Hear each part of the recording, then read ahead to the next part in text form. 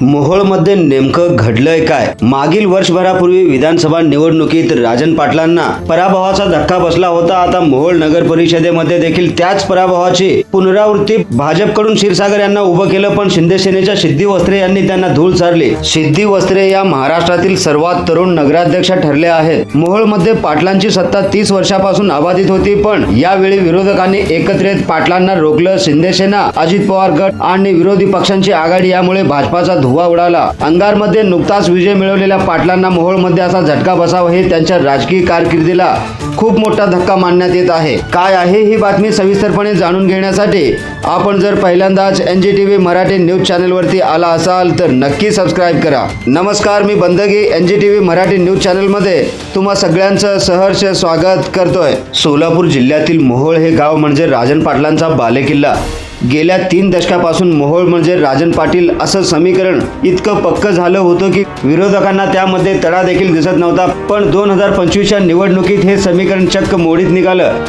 भाजपचे माजी आमदार राजन पाटील यांच्या नेतृत्वाखालील उमेदवार शीतल क्षीरसागर यांचा दारुण पराभव झाला आणि एकनाथ शिंदे यांच्या शिवसेनेकडून लढणाऱ्या अवघ्या 22 वर्षाच्या सिद्धी वस्त्रे यांनी नगराध्यक्षपद पटकावलं. मोहोळच्या राजकारणामध्ये असे बदल घडणे म्हणजे हे फक्त निवडणुकीचा निकाल नाही तर राजकीय बादशाहीचा अंत आहे. विरोधकांची एकजूट आणि तरुण चेहऱ्याने पाटलांच्या किल्ल्यात भगदड पाडलं. ते देखील इतकं मोठं की राज्यभरात त्याची चर्चा सुरू आहे.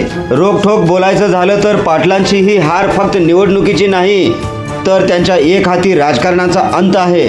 गेल्या दशकापासून मोहोळवर राज करणाऱ्या पाटलांना आता तरुण पिढीने उत्तर दिलं. सिद्धी वस्त्रे म्हणतात, टीका करणाऱ्यांना आम्ही आमच्या कामाने उत्तर देऊ. मागील दशकापासून एक हाती सत्ता टिकवणाऱ्या पाटलांसाठी हे कटू सत्य पचवणं खरोखरच खूप मोठं आहे, खूप कठीण आहे. सत्ता कायम राहत नाही आणि विरोधक एकजूट झाले की कोणताही बालेकिल्ला ढासळतो.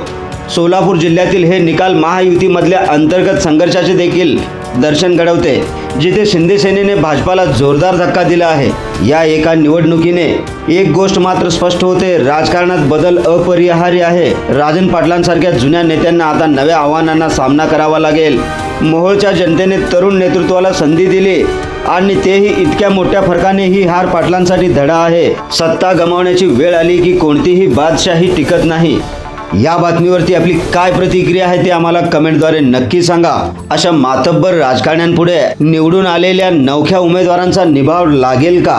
तुम्हाला काय वाटतं ते कमेंटद्वारे सांगायला विसरू नका. तसेच आपल्या हक्काच्या NGTV मराठी न्यूज चॅनल नक्की सबस्क्राईब करा. तसेच देश विदेशातील बातम्या सगळ्यात आधी आपल्यापर्यंत पोहोचवण्यासाठी NGTV मराठी न्यूज चॅनलच्या सर्व सोशल मीडिया हँडल्सना आत्ताच लाईक करा, शेअर करा, कमेंट करा आणि सगळ्यात महत्त्वाचं म्हणजे बेल आयकॉन बटन दाबायला विसरू नका, जेणेकरून सगळ्यात आधी बातमी आपल्यापर्यंत पोहोचवली जाईल.